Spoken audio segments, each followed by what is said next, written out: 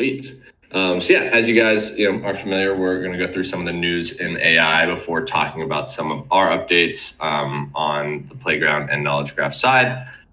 I'd say probably notably the biggest update that happened since our last Biweekly was that there was testimony from OpenAI's CEO Sam Altman, as well as I think IBM's like head of AI and security or something like that, and then a professor from NYU all testified in front of Congress, kind of talking to the impact of AI and answering questions. I watched the whole thing, and I thought it was really interesting. A couple of things, like one, I'd also seen the congressional hearing on like the social media, this is with the social media companies who came in and testified, and it was definitely a different approach in my view. It seemed like everybody kind of understood, or most people understood, kind of like the importance of the topic and weren't trying to do as many kind of like gotchas as seems to be common sometimes in Congress, where they try and get some of these CEOs or some of these people testifying to say something that could come and bite them in the butt, kind of like the representative from Tennessee saying like, "Hey, Sam Altman, can you promise to never use any copyrighted music material in training this ever, because Nashville is the home of music?" And he was just like, "Nope." But for the most part, like most of the other people there definitely understood like kind of the impact, and it was really interesting, to see that kind of collaboration. One of the big questions the government had was like, "Hey, what's changed? Like, why?" And I don't think we've seen in the past, people coming to us saying, "Hey, please regulate us." So that kind of gave some of them pause about that. And so it's definitely like a different approach than most people have taken in the past. But I just think it shows the importance. It kind of mirrors the crypto industry in that sense as well, like just wanting clarity and guidance. Totally. Exactly. Yeah. Right. And that's hopefully what kind of like their role is, right? Like provide that safe, those safe boundaries to explore within, without kind of stifling creativity and competition, which is, easier said than done. But I think a big part of what kicked this off was that there was the European Union passed a draft of their AI Act, which is pretty hardcore. Like the scope of the act pretty much says that they categorize things as high risk. They have unacceptable risk, high risk, limited risk, and minimal risk. So their unacceptable risk was like anything all AI systems considered a clear threat to safety, livelihoods, and rights of people will be just banned. So like social scoring or voice assistants that encourage dangerous behavior. This, all good to ban that from my point of view. This, what is dangerous behavior? This kind of worries me. And then when you look at their high risk, which is like all AI systems who are labeled high risk, they will be subject to strict obligations before they can be put on the market. So this is why most people are kind of up in arms about this a little bit. All open source, machine learning models that can help you do something like, I don't know, sort resumes or score in exams. If you release a system that can do those things, you need to have a bunch of different things that you've done on your side in order to release it. Otherwise, you're at risk of being, what was it? It was like, if you break the rules, fines of 30 million euros or 6% of your global profits, whichever one's higher. So like if ChatGPT was found to be violating those laws, like they'd have $10 billion in fines. It's just like an insane like proposition where it's just like, hey, anybody who's creating this technology for everybody to use, like you're a criminal and you're going to have like huge fines. So just makes it all the more important for the discussion to happen in the States as well. OpenAI actually just released yesterday kind of a picture of what they see as like a good way of kind of going about this. And I think, their starting point was three things. First, some degree of coordination among the leading development efforts to ensure that the development of superintelligence occurs in a manner that allows for both maintained safety and help for a smooth integration of these systems with society. So this goes to kind of what we were talking about, Tony, on Twitter right before this, like, Manhattan Project or space race kind of thing, or like a CERN, organization for AI, where it's just a bunch of people, some of the smartest in the world, are all working on this, trying to make the most progress so that they're the cutting edge in the field, so that they can create the guidelines for it. I think that that's kind of going to be necessary to understand to have the right regulation. You're going to need to understand the technology by doing some research into it with some of the brightest minds. So that's kind of what they're advocating for. We'll see what happens, but I'd say that's probably the biggest update in the past couple weeks in the world of AI was the court case and not the court case, the congressional testimony and the updates to the EU AI Act. If anyone's got any questions about that, could definitely throw them in the chat. What's up, Tony? Was the congressional hearing as good for memes as the TikTok one? No, it wasn't. It was much more serious, fortunately or unfortunately. All right, well, I'll keep going through. So now I'll get to like kind of the rapid fire updates before we get into ours. Facebook released yesterday a voice to text model that can perform state-of-the-art text-to-speech, both text-to-speech and voice-to-text for 4,000 languages. And 1,100 of them you can do text-to-speech audio synthesis for. And it performs significantly better than any other model that's been released for this kind of stuff. And I think this is really cool because now there's 1,000 languages that have been kind of immortalized in this system. And maybe it's not totally perfect, but has like a good grasp of how you communicate in that language. As someone who speaks a couple and thinks it's really interesting, the ability of language. I mean, there's been a lot of really interesting studies around language. One, bilingual people like being able to stave off Alzheimer's. I think language is just a really cool way to think about things differently and convey ideas in a different way. And so that the fact that this is kind of immortalized in this system, and they've created the system that anybody can use. They released it CC. It's not totally copyright free. Like you can't use it for commercial purposes, but you can use it otherwise. Kind of a deviation from their really strong open source track record of letting people use any of their models for anything, which to me isn't super great to start seeing these large companies start to close in on it a little bit. But I think that's probably because of this lack of clarity around, what happens if they do release these tools. Will they be held liable for it? Second quick update. This one was crazy. So the diffusion models to create text to image, and I think I'm sharing my screen. Oh yeah, okay, cool.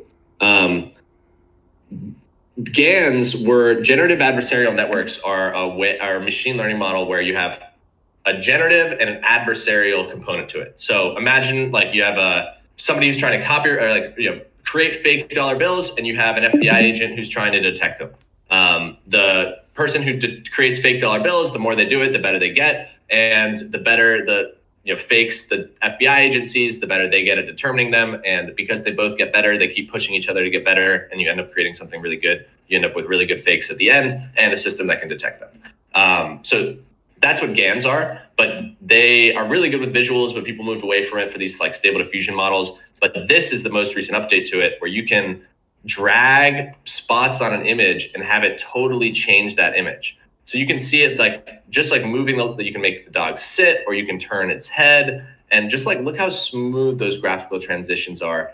You can totally change the aspects of a car, turn it from one side to another. It's just pretty, I think this is pretty crazy, just seeing the impacts, the effects of a tool like this. This is going to be how people edit images in the future, and I'm really excited about it. Next up, AI, these large language models have a few different things that people are continuing to learn about it. One, they learn that they've understood some sense of meaning from the text, even though that they're trained on only predicting the next word. On the medical point of view, Google just released their MedPalm 2, which they built on top of Google's language model, and it scored an 87% on the medical Q&A database. and it's like people preferred the medical large language model answers over a physician 8 of 9 times, like 8 of 9 axes. So like people really just like the AI system better than a lot of their doctors, which is pretty crazy. And it's exciting to see the progress done on this. Regulation, another big question mark in this field. But you can see that this is Google and DeepMind, some of the best people in the space, and they talked about how they scored, state-of-the-art scores, are exceeding that, and compared to like humans. Just going a little bit faster because we want to get to our updates. They can now explain how they're making kind of like their decisions a little bit, and MacBooks are really powerful now and can even power like a robot. So those are my updates. We're gonna go ahead and get to the rest of the team now, so that we are not talking about just like news and AI this whole time, but hopefully you guys found that interesting. So with that, I'll turn it over to Honk if you want to talk a little bit about some of the updates to our playground, and I can kind of jump in as needed. We can turn it over to the team here. We got Bustin and Silly Slime in here as well. Sure, thank you. If I could share my screen, that would be great. So I've been working on integrating the video stuff that Bustin put out, and something that I'm currently going back and forth on is kind of like the quality of the video. And something that I had focused on a little while ago was being able to make things with very like smooth transitions. So like this right here, we see things slowly fading into each other. And that can be like okay for like going between different subjects. There's also, kind of rapid fire, but that also, isn't so cohesive. You can tell a story with it, but it's not really great. If you're doing something with a lot of transitions, so these are transitions that are kind of, again, happening rapid fire, or, it's smoother, but you just have like the same thing again and again and again. You can have something which is slowly changing, because you're just kind of moving through things. However, if you can have something which is more cohesive, like this, like, you can kind of see the, it's a slow transition. It's not like things are jerky or anything. It's a little choppy, but, insofar as like the idea and maintaining it, it does a really good job. And Shep actually found this here, and it's using this new method called Flower, which is not yet published. And so I'm trying to kind of peek into that to provide like a better sort of video experience. Just because like right now it works, but it's not like, I don't know, primo. All the stuff that Bustin's done is good. Like you can have like that nice player and editor, etc. But that's kind of what's going on. So again, just kind of working on the back end there, wanting to get something released sooner than later. The rest of the team's been looking into various other sorts of sort of research. I've also been working on a Noggles textual inversion embedding, which would allow us to use legitimately most any stable diffusion model, and then just be able to use the word Noggles, and it would apply it to whatever. And so that's really great, because obviously adding Noggles to things takes time, fine-tuning takes time. It's not really easy. And the textual embedding thing isn't, the easiest thing either. But if you get that down, then you can just have this thing that you can apply to any model just by using the word Noggles. And so if there are ones that are styled in a certain way that you really like, or it's things that are photorealistic, it gives you a better sort of chance of being able to utilize all of those models. So it's more of a sort of building block. I also spent some time working on, and I made a version of this model scope Noggles thing with a conversion script. But a lot of this stuff is really nascent, and there was some difficulties in the frame size that were too too much for the GPU that I was using, which is saying a lot. And so working through that, but that's like kind of similar to, if you remember seeing that really, really cringe video of Will Smith eating spaghetti, it's that same sort of thing, but just it would be nounified. And so there's a few things going on that front, again, like trying to improve the quality of the videos that are coming out from our back end for the video editor, which has not yet been published, but it's an ongoing thing. The textual embedding, which can be used, or textual inversion embedding, which will be able to be used by really anybody for any tool that uses these models. And then the model scope, which will actually make like these really kind of cringe videos, but I think that they're really fun. And, you know, I imagine that they'll get much, much better over time, as everything in the space has. And so being able to get something in early and get more familiar and acquainted with it is obviously a beneficial thing.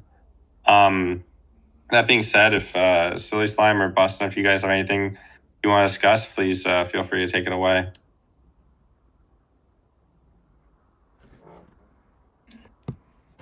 All right.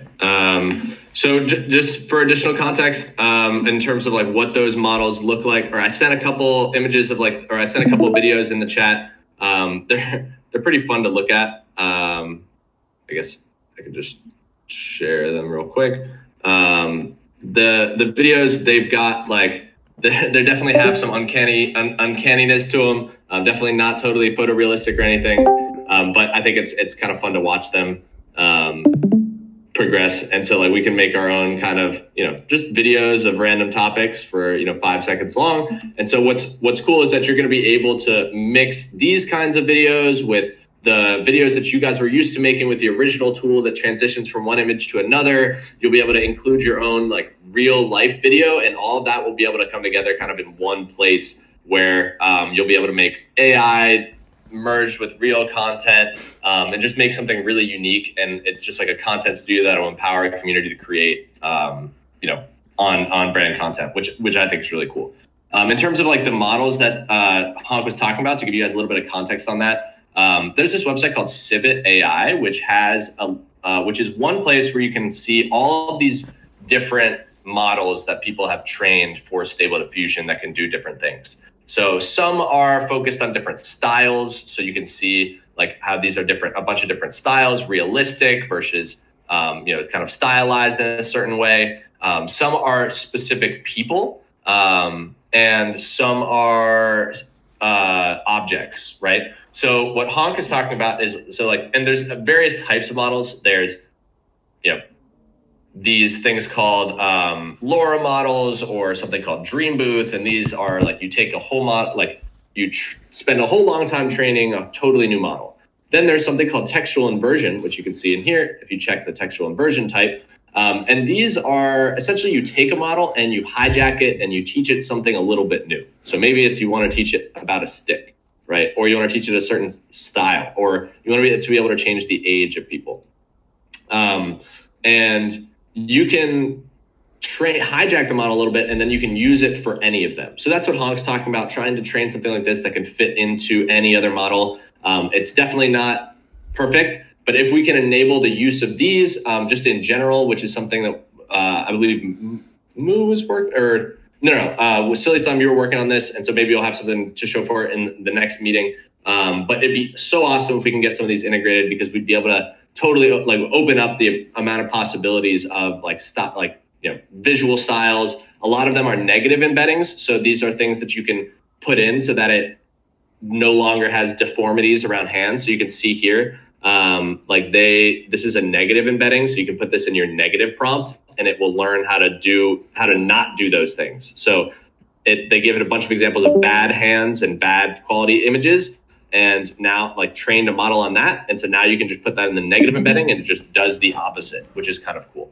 Yeah, that's our updates from our playground side. From our Knowledge Hub side, I'm really excited to kind of show off a few things. One, have you guys been seeing the summaries at all in some of these channels? Can I get like reacts if you have seen any of Rocco's summaries so far? And I'll show you guys. Oh yeah. Awesome. Thanks, Josh. All right, cool. Thanks. Cool. So yeah, so some of what these summaries look like. If you hop into any channel, right, you can go ahead and look for messages from Rocco. So here we've got Rocco, and he's got weekly and daily summaries from any channel from the Discords that we have access to. And he will only make a summary. Rocco will only make a summary when there's 25 messages or more that day. But you can check out what the summaries look like. So if you look from Rocco, you can see that there's a weekly summary for both the general channel as well as Nouns Fork. So say you weren't in the Nouns Fork discussion this past week, and you wanted to stay up to date on it, you could just look for Rocco's message and see that users discuss the potential impacts of an upcoming vote on nouns and the possibility of rage quit being triggered.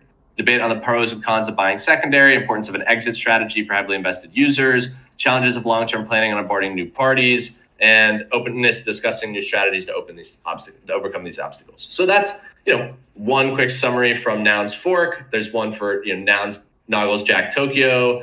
You can see the summary from the general channel, and this is just in the Nouns community Discord. We've got some in the Nouns Square. If you look for messages from Rocco here, you can do the same, as well as in the Builder Discord and the original Nouns Discord. And I think we might get added to Lil Nouns soon.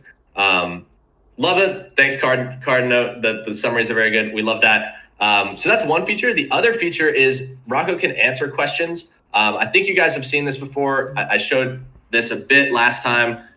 But if we look at Rocco's messages in this Discord, you can see all of his summaries, of course. But also in answering questions. Let's see, is this cool? So here's a question. Anytime somebody asks a question that Rocco has some answer to, like, what is a DAO? If I came into the Noun Square and asked that question, I'd be able to get similar answers. But the coolest thing about this is if the answers aren't exactly what you want, you can tag the original question asker in the response and tag them. So here it would be, it would be something like at Prof Worder, and then this, because Prof Worder was the one who originally answered the question, asked the question. If you did this, then the next time that you asked, what is a DAO, presumably, in the next day, it will have learned that answer. So if you came into a totally different server and you were in the square and you asked the question, hopefully you'll get a ping from Rocco, sweet, who has just those two existing answers. But then tomorrow, because I've tagged that initial response, if I asked again, I'd have that new updated answer that I passed in. So that's all well and good. Keeps people on the same page, hopefully across a bunch of different servers. It'd be really cool if Rocco can serve as kind of like an inner server announcement network, potentially. That'd be really cool. But our first push is trying to get this all put into a knowledge kind of wiki. And what does that look like? So that looks like taking some of our proposals, which, everyone's familiar with our proposals, right? And trying to turn them into like a full wiki page. So right now we're starting with kind of like a label, an ID, a quick summary, right? Suggest creating innovating, affordable noun computers. Has some categories around proposal type, a status, and we're gonna have the cost proposal as well, a bunch of stuff. And this is gonna be like that initial page populated when a proposal is passed. Then Steve's working on connecting or creating a interface so that we can connect different channels and Discords with specific proposals if it's relevant, and among other things. And we'll be able to associate activity from various channels with some of these proposals and automatically add context to them based on the progress that gets made with them by their teams and that are building in public. So we think that's going to be really cool, but not to kind of like go too fast over this admin dashboard. This is also going to be a really great place for anybody who wants to help contribute to the wiki. So like all Nouners will have access to editing the content. But anytime people ask questions like on a macro level across all Discords, we'll be able to have a page that shows the questions and then the answers that people have made, just so we can validate all the information that's going into the wiki. So essentially what I'm saying is that we're going to automatically populate the wiki, but we're going to make pages to make it easy for people, for Nouners, for people involved to see what is being updated so that they can, validate that and kind of like act as moderators in a sense, or just like curators of, the nounish canon almost, that will kind of show up in these proposals. You can see a little bit what I'm talking about with this knowledge graph here on this page.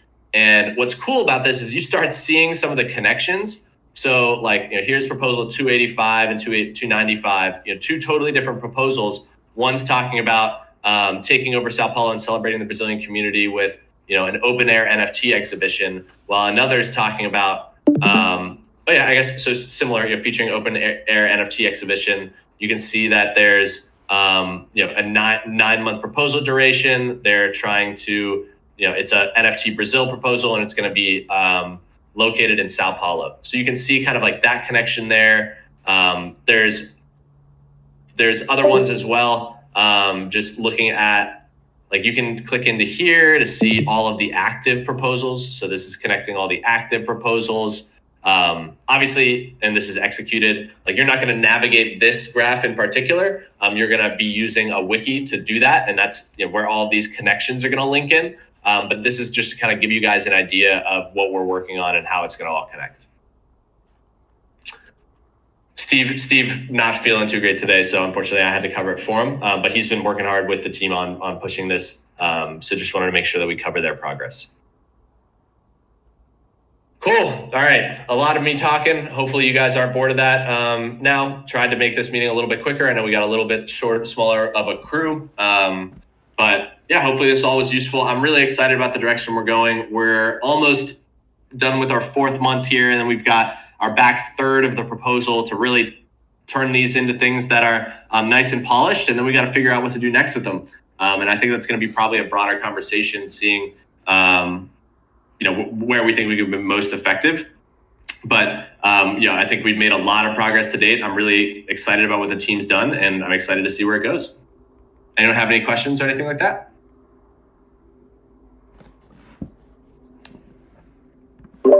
Cool. No questions. Always appreciate these. Thanks, Tony. All right. Yeah, we'll go ahead and call it then. Thanks, y'all. Here. Appreciate you. Appreciate you. Cool. We'll see you guys back here in a couple weeks, and see you in the Discord in the meanwhile. See y'all. Thanks, guys. Bye. Bye.